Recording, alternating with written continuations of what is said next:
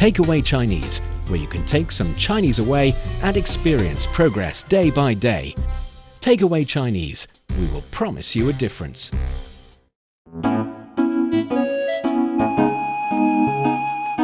你好，欢迎收听随行汉语 Welcome to Takeaway Chinese. Hello, hello, hello. I'm Fei Fei, and joining me today is Steve Hatherley in the studio. Hello, Steve. Hey, Fei Fei, how you doing today?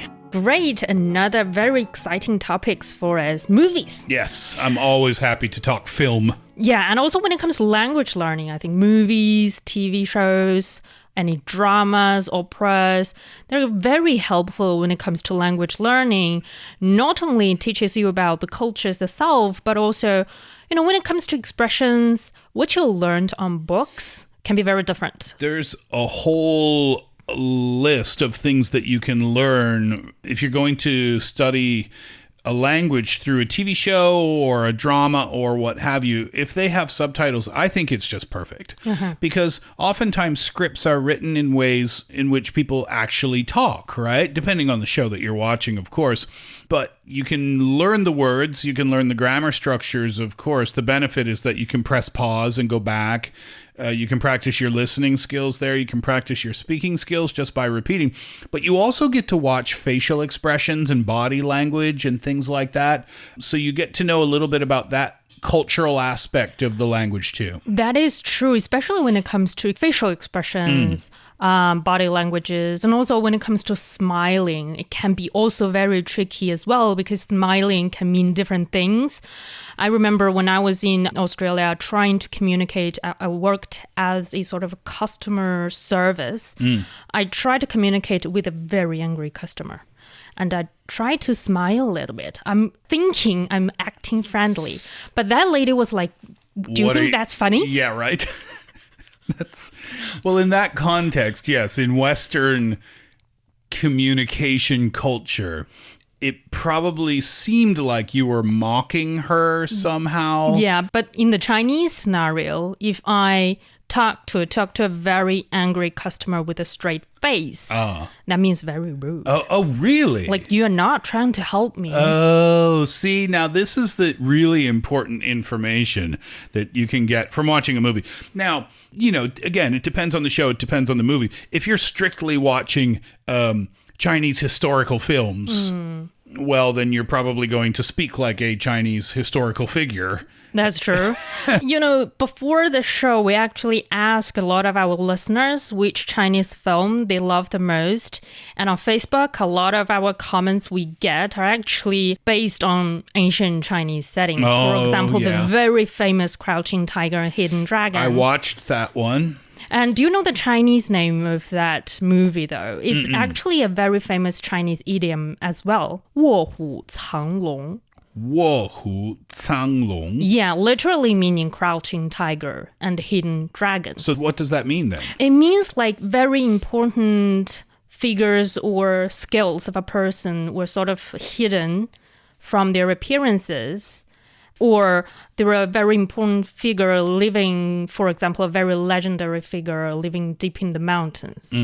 And they're sort of trying to hide their fame and skills from the rest of the public. So what context can you use that expression? For example, you went to a very, very small village. And you happen to know there lived very famous people, for example, very famous poets, somebody who is very good at martial arts. And then you realize, it's a small village. I thought it's a place of nobody. But apparently it's a place of 卧虎藏龙. 卧虎藏龙. Yeah. So you can't use this about someone who, maybe your coworker, if you didn't know they were really super good with computers or something. Yeah, that would be an over-exaggeration Understood. when it comes to somebody who's just really good at something. That film, by the way, was the first Chinese film that I watched, like Chinese film. I've watched other films that were adapted from Chinese stories before, but Crouching Tiger, Hidden Dragon was the first one that I watched where it was like a full-on Chinese film. and I was completely blown away. I mean, the Western world was blown away That's true. by this, and it was just so different from anything that Hollywood, people flying around and stuff like that. And sort of fighting in a bamboo forest. Amazing. Just amazing. Yeah, flying from tree to tree. It was just beautiful to watch. So I think Crouching Tigers and Hidden Dragons are some of most people's first Chinese film. We also got comments that a lot of our listeners and audience really love Zhang Yimou's movies like Hero, 英雄. I think we talked about it before, like 英雄 in Chinese is very different from the hero in English. Yes, you taught me that it needs to be an actual hero. Yeah, a proper hero who saved people's lives. Yeah. And then another movie by Zhang Yimou as well called House of Flying Daggers. House of Flying Daggers. That was a really popular movie, right? Yeah, it was. Another martial arts movie, too. Yes. And also based in ancient China as well. But I think there are also very modern films that I think I personally really like. For example, The Wandering Earth. Okay. 流浪地球. I think in Chinese, it's somehow very similar to the English translations. Basically, planet Earth is sort of wandering in the space, in the universe. And 流浪, it can be translated as just somebody wandering in a place with no purpose. And another film, I think some of our listeners mentioned, but I haven't really saw them before, is like Big World. 小小的我, starring Jackson Yi, depicts about a boy strives to live his life free from physical and mental constraints placed by others, and is supposed to be a very touching film as well. When it comes to our theme, basically, it's about learning language through movies. And I think learning Chinese on textbooks with a teacher can sometimes make you a very difficult people to communicate in daily settings. Because when it comes to textbook Chinese, it's meant to be very clear, standard, and teachable. So learn both about the expression, the language, the vocabulary, and also the grammar. But that's not how Chinese people would normally talk in daily life. Yeah, I mean, I think there are advantages and disadvantages to both because it's like textbook English, right? Everybody who has studied English as a second language has learned this expression from a textbook. It's raining cats and dogs. Yeah. Now, I have never met a native English speaker who has said to me, Steve, the weather today, wow, it's raining cats and dogs. I've never heard it. Really? In my entire life. Oh, not one time. I always thought it was sophisticated English. I never heard it. I'm sure it exists. Maybe they used to say it, a long time ago, but I've never heard anyone say that before. But it seems like it's in every English textbook, right? Yeah. Is there an equivalent, a message that would show up or an expression that would show up in a Chinese textbook that people just don't use, but yet it's always in the textbooks? Yeah, for example, in textbooks, they have sentences like, 我今天没有时间，所以不能去. I don't have time today, so I can't go. Okay. 我今天没有时间.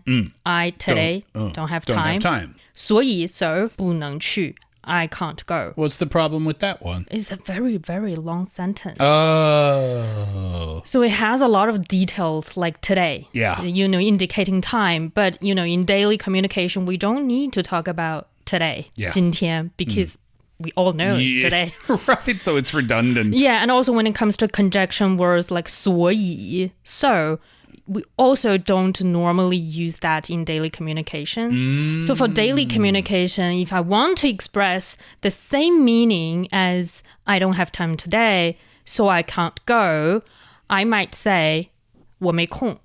我没空. Yeah. I don't have vacancy.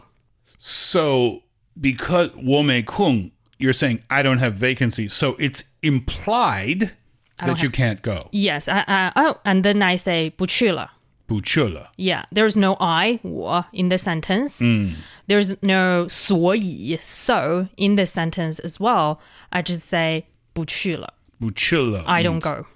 I don't go. Yeah. See, I think this is where translations, because I find as a native English speaker, I always try to translate directly first, right? Like, I can't go. And sometimes it works and sometimes it doesn't work. But in this case, 不去了, I don't go. Literally, there is no 我, I in the sentence. It's just no go. Well, Yeah. I think it's even impossible to translate into English. Yeah, right. Well, I'm finding more and more, and I don't know if this is true or not, that Chinese and English oftentimes don't translate very well. Yeah, exactly. Yeah? Yeah, for example, especially in daily communications, pronouns are not that used frequently as English. For example, the sentence that I just speak, 没空不去了. There's no 我, no I in both clauses at all. So it's very efficient. Yeah, it's very short. And I think if directly translated into the English, that sounds a little rude and direct as well. Well, it depends on the context of the information or of the situation, because you can do that in English too, right? Like, can you come today? Can't. That's true. Right? Yeah. You can, and that would be, you can speak like that, and it would be okay, but it's not the normal way that people speak. I think people usually say with the pronouns like, oh, I'm sorry, I can't. Yes. You wouldn't say, oh, sorry, can't. I mean, you can, I guess, but it's just not how people usually talk. Yeah, but I think for language learners, it's also very important, I think, to note.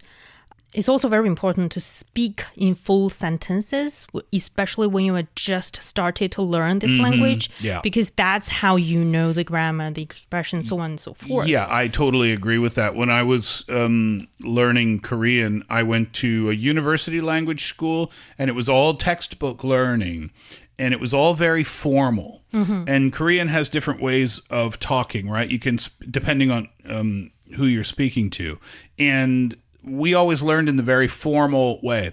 But then you take that formal way and you go out into public, and then you learn the way that people normally talk. Now, the huge advantage was being in the country of the language that you are studying, because then you have that opportunity.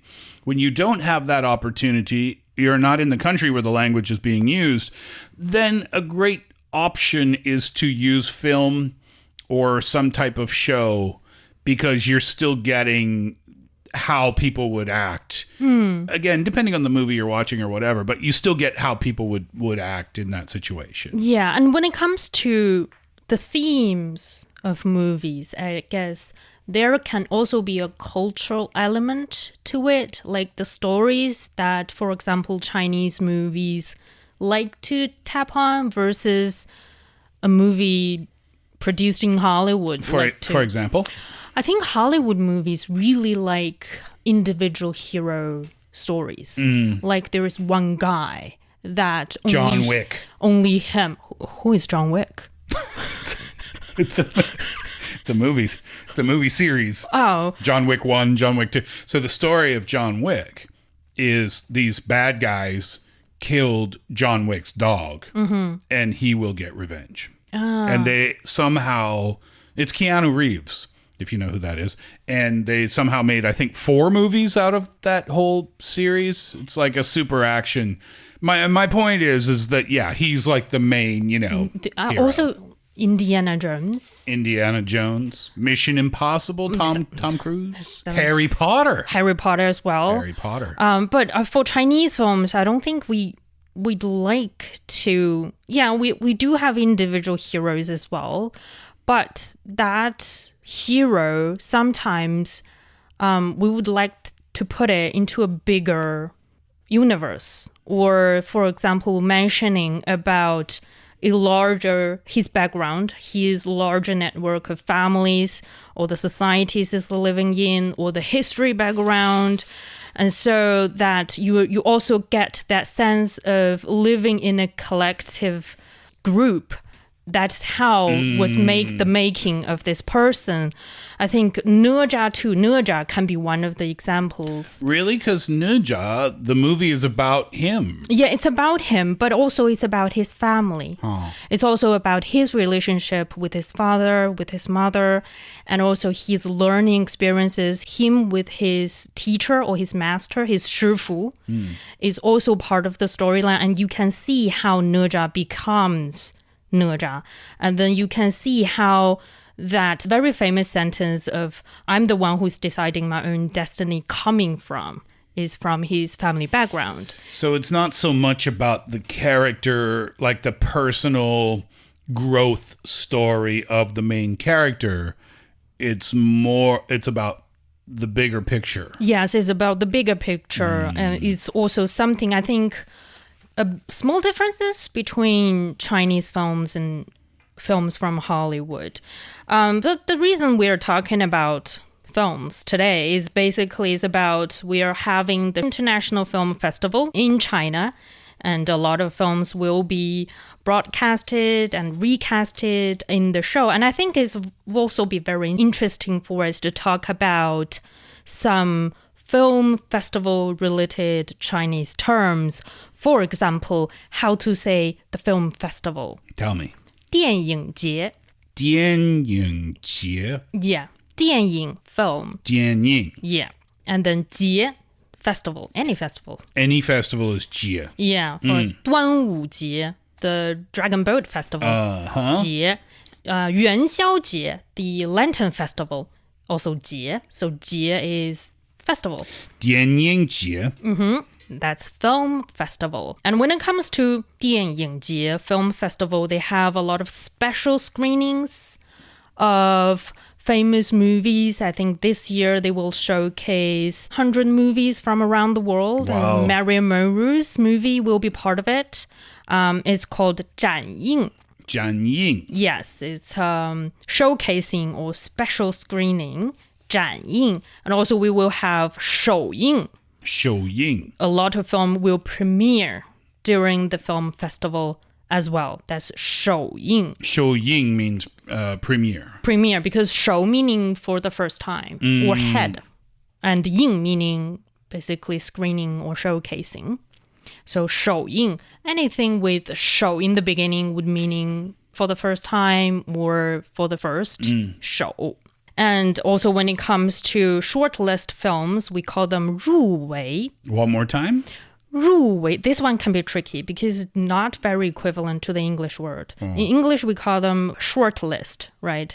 In Chinese, it's called 入围. Is you are entering into the final round. Oh, okay. Yeah, so 入 entering into the final round. 入围. 入围. Yes. And that's some of the vocabulary might be helpful linked to the Chinese festival.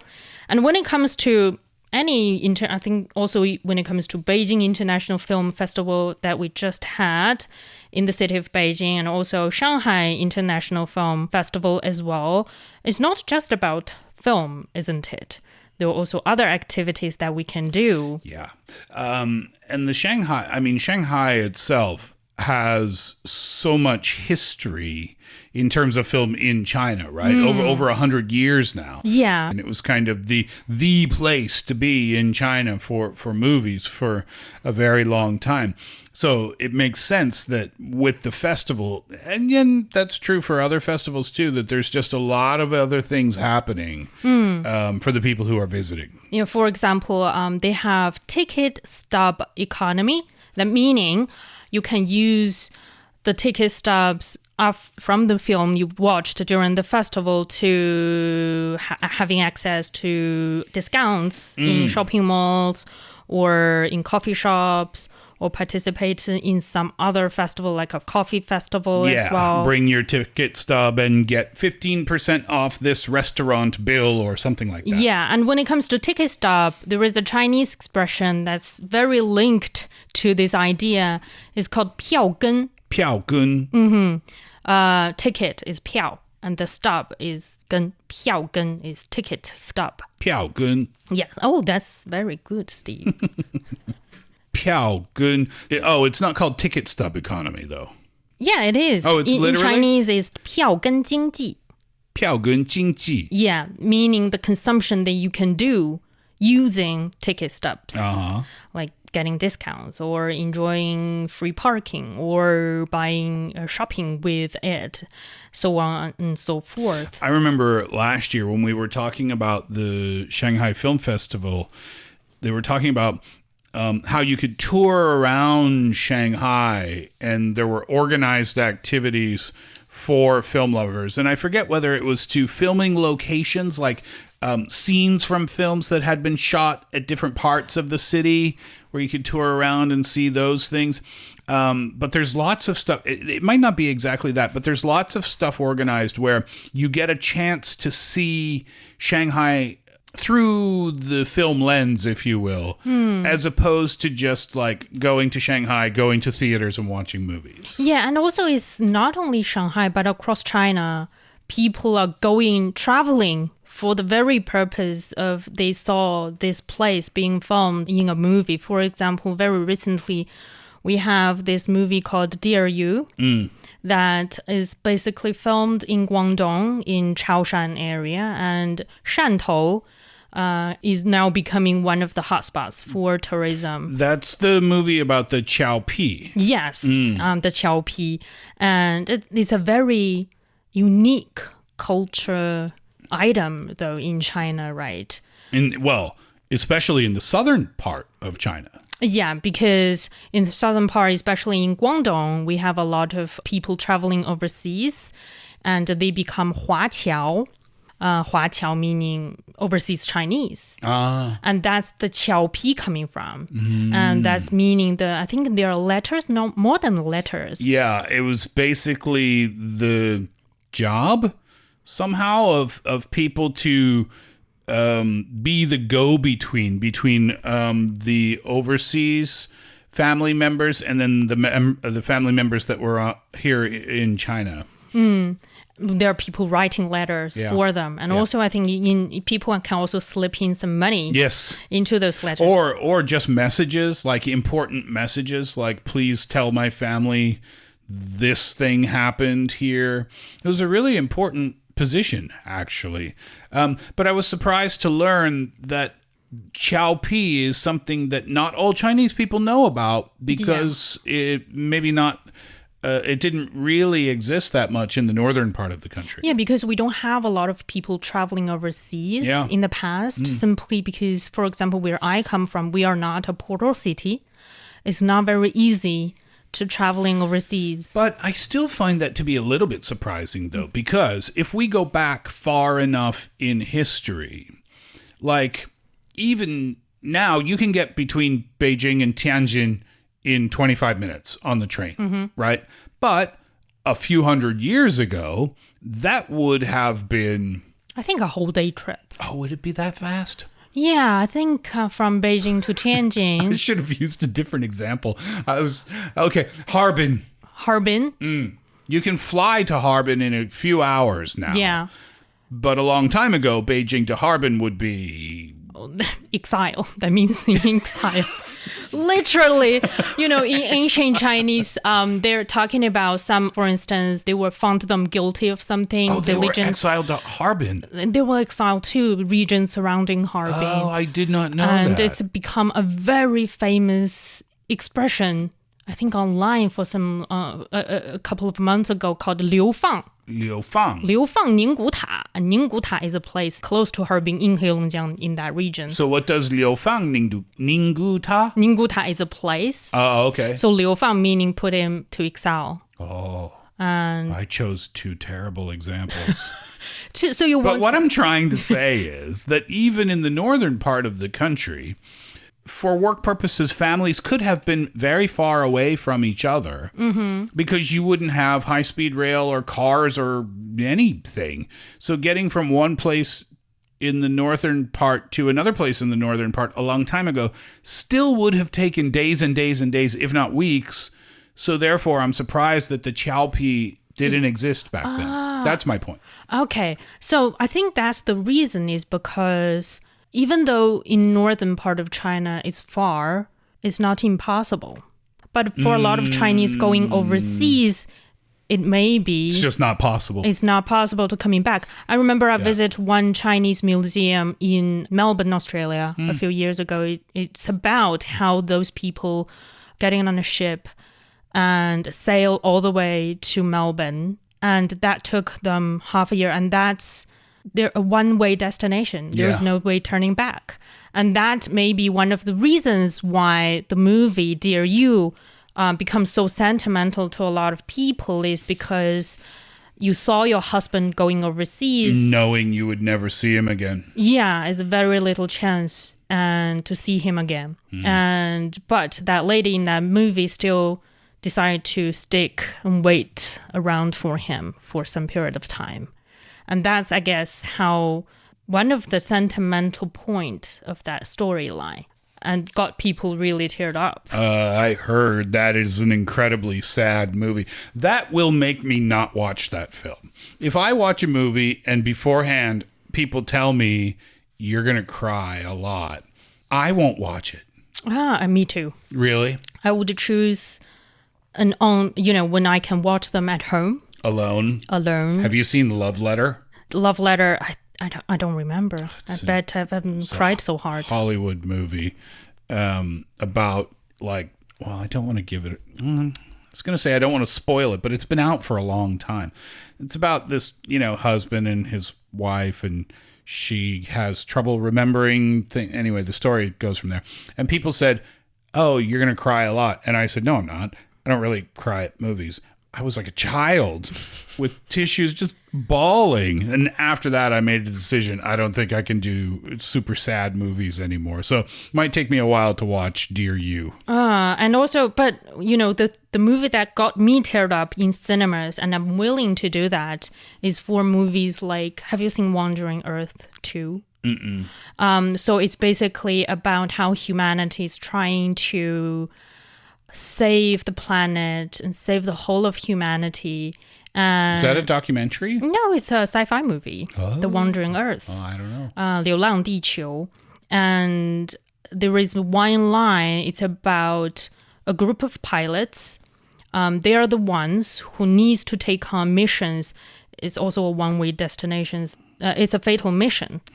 And then the whole military decide that only people over the age of 50 can go. Because they're not going to come back. Yeah, and so the younger ones, the ones with families, the ones who still has a future, not saying people over the age of 50 doesn't have a future, but you know what I mean, don't need to go. Yeah. And that got me bawling in cinemas. That's not a true story, though. That's not a true story. Yeah. But this Why did that make you cry so much? I don't know. Is that how cinema works? Is the music, the way that those soldiers over the age of 50 in their gray hair stepping out, and I think in that movie they start to say 出列, stepping out of your line.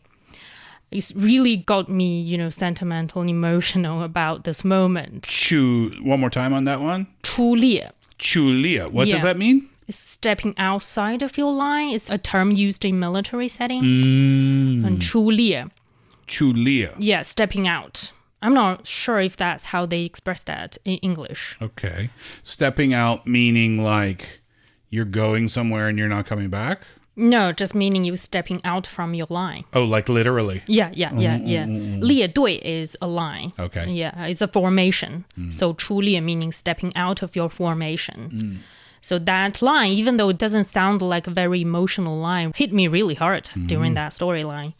But that's how movies can not only help us learn a language, learn a little bit of the culture, got us a cry, got us think about, our life, our future, the whole of humanity.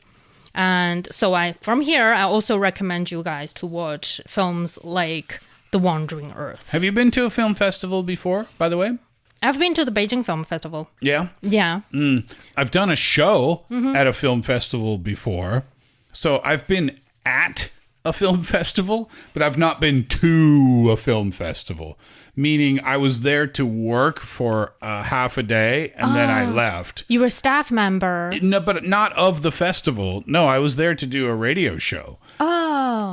for the station I was working for at the time. But I wasn't there as a participant in the festival. I wasn't there as a customer or a viewer or anything. So that's why I say I've been at a festival, but I've never been to one before. I hope to get to one day. Well, it's very difficult to snatch a ticket. Yes, that's the problem, isn't it? Yeah. And for our last Chinese expression for this episode, to grab a ticket during a film festival, 抢票, snatch a ticket. One more time. 抢票. 抢票, 票 is ticket. Yeah. Oh, you know that. And 抢 meaning snatch. 抢票. 抢票. 抢票. Yes. That's snatching a ticket for especially very difficult during a film festival. So good luck to anyone trying to snatch a ticket, trying to 抢票 at any film festivals around the world. And that brings us to the end of today's Takeaway Chinese. I'm Feifei with Steve Hatherley here in the studio. For more episodes of the show, you can visit our website at radio.cgtn.com. You can also listen to the show and read the script there. You can also find us wherever you listen to your favorite podcast, such as Spotify, Apple Podcast, YouTube, and much more. Just search for Takeaway Chinese. And don't forget to leave us your questions, comments, and ratings. I'm Fei. I'll see you next time. Bye-bye. 再见。